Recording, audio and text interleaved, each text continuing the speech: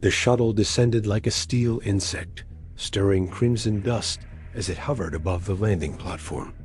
Commander Serin Valec stood at the viewport, her hands clasped behind her back, watching the colony unfold below a sparse grid of metal. Structures sunk into the ochre surface of Aurius Prime, a planet rich in ore and poor in hope. There was no beauty here, only raw necessity. She was tired, though she would never admit it. 4 years of off-world assignments, and none of them had ever felt as wrong as this one. The reports had been vague, something about a deep core anomaly, and an urgent request for military oversight. What alarmed her wasn't the vagueness. It was the silence that had followed. 3 weeks. Not a single update from the surface team. And then, suddenly, a scrambled distress ping with no voice and no coordinates dot as the shuttle touched down. Serin straightened her uniform and adjusted the matte black badge on her chest, the insignia of the Interstellar Resource Council. Authority.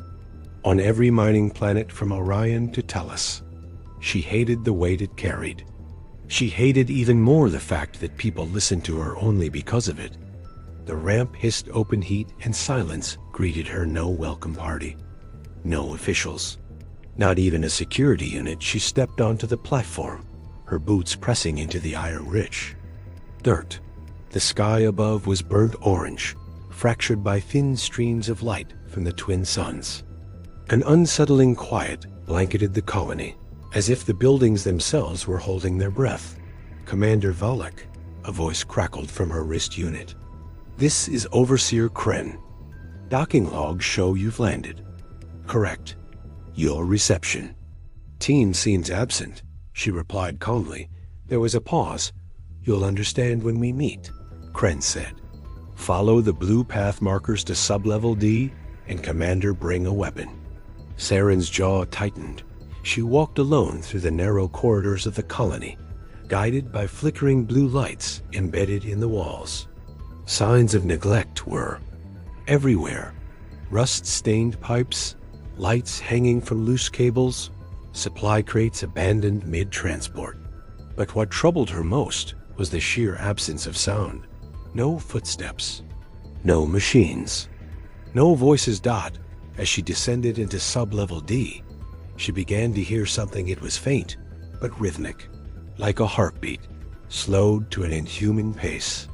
She paused outside a heavy titanium door, where a single phrase had been carved into the surface. "By hand, it listens." She pressed the door panel, and the slab of metal slid open with a reluctant groan. Inside was a dimly lit operations bay, lit only by an emergency strip light and the glow from an active holographic map. Overseer Kren stood at the far end, his face pale, his eyes sunken. He was thinner than his file suggested, and something in his posture, half proud, half broken, made Serin uneasy. "You took your time," he said, his voice hoarse. "I was never late," she replied, stepping in. "Where is the rest of your team?" Kren didn't answer right away. He walked over to the table and activated the holomap. A three-dimensional model of the colony shimmered to life, zooming in on a massive crater outside the northeast boundary. "We drilled too deep," he said finally. "The miners found something. It's not natural, not like any formation we've scanned before." Serin frowned. "Define not natural." "It's a construct," he said. "Massive, alive, or something close to it." She crossed her arms. "You called for military oversight over a piece of rock?" Kren turned to her then, eyes dark with fear. "No, Commander. I called you because the miners who touched it, they've changed. They hear things, they dreams, and one by one, they've stopped speaking." Serin stared at him, her mind calculating possibilities: air contamination, radiation exposure, group psychosis. All explainable, all manageable. But then Kren held up a data slate. On it was a grainy image from a helmet cam. It showed a miner standing in the crater, frozen mid-step. Before him, half buried in rock, was an enormous sphere covered in alien glyphs. that shimmered like oil underwater. As the image flickered, a low-frequency hum began to play from the slate's speakers. Deep, resonant, almost sad. Then came the voice. Not in English. Not in any language Serin recognized. But she understood it all the same. You woke us. You owe us. Serin felt the hair on her arms rise outside, unnoticed by either of them. The pulse from the crater quickened, and far, beneath the soil of Aurius Prime, the orb began to glow. The wind outside the perimeter wall had started to shift. It carried with it a frequency too low to register by ear, but felt by bone. Inside the command dome, Serin stood with her arms locked behind her back, staring at the still image of the alien orb. Where's the miner from this footage? She asked without looking up. Overseer Kren hesitated, then sighed. Juno Zyra, forewoman. Smart, hard-headed. Used to lead the crew down into the deep sectors. She hasn't spoken since her last trip to the crater. Serin's gaze moved to him sharply. Where is she now? She's quarantined. Med Lab Sector C. He turned off the holla and reached for a tablet. But Commander, you need to understand something. Juno, she isn't sick in any way we can diagnose. Her vitals are stable. No infection. No contamination.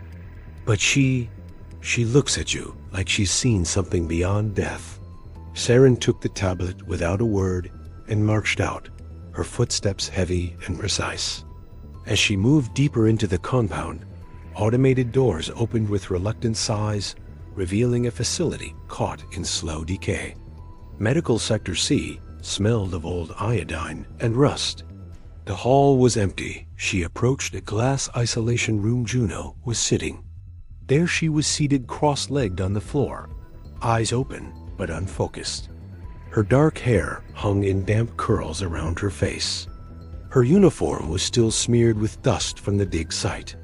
She wasn't restrained. She didn't need to be. Serin watched her for a moment. Then she opened the door. A synthetic voice warned. Entering. Level 2 quarantine. Proceed at your own risk. I don't take orders from doors, Serin muttered. Stepping in, Juno didn't move. I'm Commander Serin Valec, she said. I saw the footage. I saw you. I need you to tell me what you found. No response. Serin crouched in front of her. The thing in the crater. What is it? Juno blinked once. Then her mouth opened slowly, as if rediscovering the act of speaking. They're not dead, she whispered. Serin leaned in slightly. Who? The ones under us. The ones inside it. They're sleeping in pieces, Juno said, her voice flat. But they dream. And we ... with a noise waking them up. Her eyes finally focused on Serin, sharp and full of something that looked too much like grief. They're not angry, Juno added. They're disappointed. Before Serin could respond, the room lights flickered. A deep, vibrating hum filled the walls, rising steadily in pitch. Her wrist communicator sparked and hissed, then died. Outside the med lab, alarms began to scream. Kren's voice came through the wall intercom, panicked. Commander, security breach in crater zone. Someone's out there. Serin turned sharply. Already running out of the room outside, the wind had picked up thick with static. Red lights spun across the sky dome. At the northeast edge of the colony, a breach had been made through the sealed blast doors. Blown outward, she arrived with a team of soldiers, just in time to see two figures sprinting toward the crater. One was a miner. The other was a boy, no, older than 16. Hold your fire, she barked, lifting her hand. The soldiers froze the ground ahead, shimmered with unnatural heat. And then, the orb responded. A sudden shockwave erupted from the crater, knocking everyone backward. Serin hit the ground hard, her ears ringing. Through blurry vision, she saw the boy standing at the edge, arms outstretched, the orb glowing now with brilliant veins of azure lifted itself slightly from the earth. Alien glyphs unraveled across. It surfaced like veins waking from slumber, and then it spoke. The voice wasn't a sound. It was a feeling, invading every mind within a mile. Return what you have taken. Juno, watching silently from behind the glass, closed her eyes. She had heard it before, and now the whole colony had heard it too by the time Serin regained full control of her faculties. The crater perimeter was flooded with emergency lights and heavily armed personnel. Drones buzzed overhead, scanning for radiation and neural interference. But the readings were maddeningly clean, no trace of any known anomaly. And yet every soul within 100 meters of the orb felt fundamentally altered. Inside the crater, the boy was unconscious. His name was Anval, a junior technician's son. They found no injuries on him, yet his vitals flickered between human and something else. Serin didn't like the inconsistency. Machines didn't lie unless they were being spoken to by something smarter. Juno remained in quarantine, silent once again. But her silence now felt deliberate, like a person who knew far more than she was ready to say. Serin gathered her core team inside the command nexus that night. The dome's lights flickered under a low, constant hum, less sound than presence. Overseer Kren looked worse with every passing hour, and his data chief, Laz Rennick, fidgeted beside the holo display, his eyes twitching toward the crater feed. Every few seconds, I'm grounding all mining operations, Serin said firmly. No one goes near the crater unless I say so. Too late for that, Rennick muttered. We have 2 more breach attempts just this cycle. People are sleepwalking toward it now. It's calling them. Bullshit, barked Lieutenant Terra. Jex, her angular jaw clenched. We've got containment teams. Just sedate the ones acting weird and ship them off base. Kren shook his head. You don't understand. This thing, it's not a relic. It's a beacon. And it's resonating. Stronger with every mind it touches. Serin's voice remained ice cold. Then we isolate it. Fortify the perimeter with neurosuppressants and pulse barriers. No one gets in or out. As the meeting broke, Serin lingered in the dim glow of the table. Her mind churned, not just with logistics, but something deeper. Ever since the voice had spoken, something inside her had shifted. Her dreams were no longer her own. Last night, she saw a vast chamber beneath the surface miles wide, filled with bioluminescent orbs floating like stars, humming in frequencies that made her heart ache, and in the center, Juno, standing still, her body casting no shadow. That wasn't a dream, it was a message. Later that night, Serin entered Juno's quarantine again. This time alone. Juno stood facing the far wall. Her voice startled Serin. They're rebuilding themselves. Serin's hand hovered near her holstered. Sidearm? The orb? The people inside it, Juno said softly. They were broken long before we found them. Pieces buried across galaxies. But we gave them power when we dug into this world. We gave them thought. Serin stepped closer. Why you? Why speak to you? Juno turned, and her eyes glimmered not with light, but with some inner awareness that didn't belong to human eyes. Because I listened, and I didn't lie. Serin's breath caught. I've seen what's coming, Juno added. The orb is only one piece. More are waking. Across systems.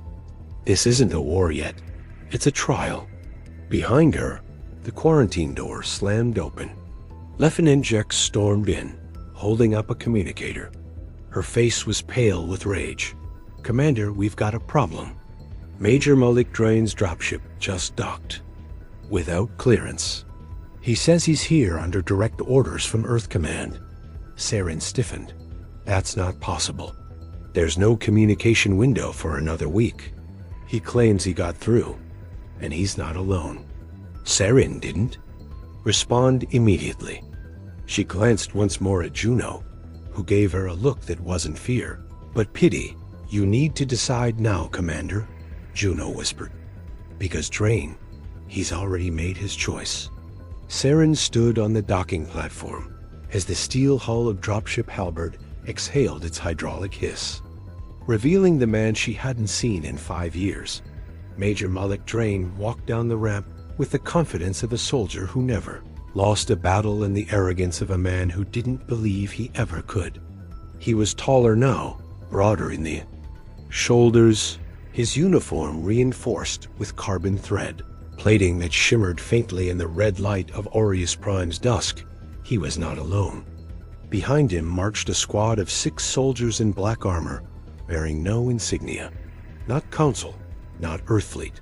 Private, then. Mercenary Serin didn't salute. You have no clearance. No signal authorization. Explain yourself. Malik smiled, as if they were old friends reuniting at a dinner party. Good to see you too, Serin. Still following rules like scripture, I see. Still breaking them like commandments, I see. She snapped. He stepped closer, lowering his voice just enough. Bet only she could hear. You're in over your head. I've seen the crater reports. That thing out there, it's a tactical gold mine. Earth Command knows it. They want it secure and off-planet. You're lying, she said flatly. There's been no channel open for 13 days. Malik grinned. Because I opened one they don't tell officers like you about anymore. Serin stared at him, her pulse rising, but her voice stayed calm. You're here to weaponize it. I'm here to protect Earth's interests, he said, gesturing to the soldiers around him. And Earth's interests are very, very curious. About alien relics that talk in dreams. She didn't respond. She didn't have to. Her silence was enough for Malik to flash that infuriating half-smile. They already dispatched a team to the crater for extraction, he added casually, as if informing her of a dinner reservation. You can debrief them when they get back. If they get back. Serin turned on her heel and stormed back toward command. Fury rose in her chest, hot and coiled. Malik wasn't just reckless, he was dangerous. And now he had a private army stationed on her colony, and the crater was no longer under her control inside the command nexus. Chaos had begun to bloom. Drone feeds from the crater showed 2 of Malik's soldiers entering the basin, equipment strapped to their backs. One of them carried an explosive seal containment unit. The other carried a pulse harvester, illegal on every mining planet by Council mandate. The orb was glowing again, brighter than before. Juno, still confined in medical, had begun to murmur in her sleep. Engineers monitoring her vitals reported bursts of theta wave activity high enough to suggest cross-consciousness interference, mind sharing, or something like it. And then the crater exploded, not outward, like a bomb, but inward, like reality had folded in on itself. Malik's team vanished from the feed. A concussive wave of light swept across the landscape. Every drone camera went dead. Lights across the colony flickered, and Guide Juno woke up screaming. Serin arrived at medical, just in time to catch her breath. They're awake, Juno gasped. The ones inside, it's too late. Serin grabbed her by the shoulders. What did Malik do? He tried to bind them, Juno said, trembling. Tried to cage them. They showed him what that costs. Can they be stopped? Juno met her eyes. Would you stop a scream in the middle of a burning building? Behind them, a siren began to wail. Emergency lockdown. One of Malik's soldiers had opened fire inside Sector B, confused, disoriented, screaming in languages no one recognized. He shot 2 engineers before taking his own life. Serin made the call in under a minute. Seal all corridors. Lock down. Crater zone. Place Malik and his soldiers under detainment. I want eyes on every access hatch. Lieutenant Jex, pale but steady, nodded and moved fast when they came for Malik. He didn't resist, he just looked at Serin and smiled. You think you're the hero in this, don't you? He said as they shackled his hands. But you're not. You're just the prelude. As they dragged him away, Serin turned back toward the crater feed. Most screens were still static, but one showed a still image, the orb, now hovering 6 meters above the basin. Slowly unfolding, it was no longer a sphere. It was opening like a blooming flower of metal and memory, light leaking from every seam. Beneath it, shadows moved. Not one. Many forms, figures, waking the colony was on emergency blackout, its halls lit only by red strips of auxiliary power that flickered like the heartbeat of a dying body. Commander Serin Valec moved swiftly through the corridors, her mind sharper than it had ever been. Everything had led to this. The silence in the reports, Juno's visions, Malec's insidious arrival, and the orb's impossible awakening above. The crater, the construct, now hovered freely in the thin atmosphere, its shell fractured open like obsidian petals. From within it, they had emerged not monsters, not machines, but shapes draped in flowing shadows, their bodies carved of light and stone.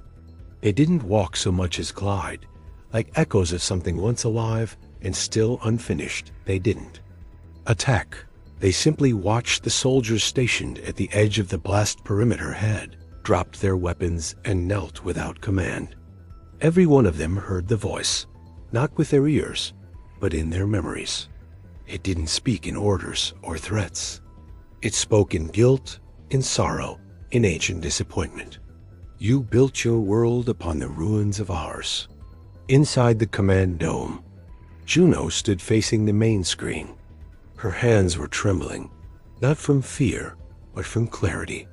Serin entered, her weapon holstered, her face unreadable. "It's all coming apart," Juno whispered. Serin looked at her. "Then hold it together a little longer." Juno turned. "You don't understand, Serin.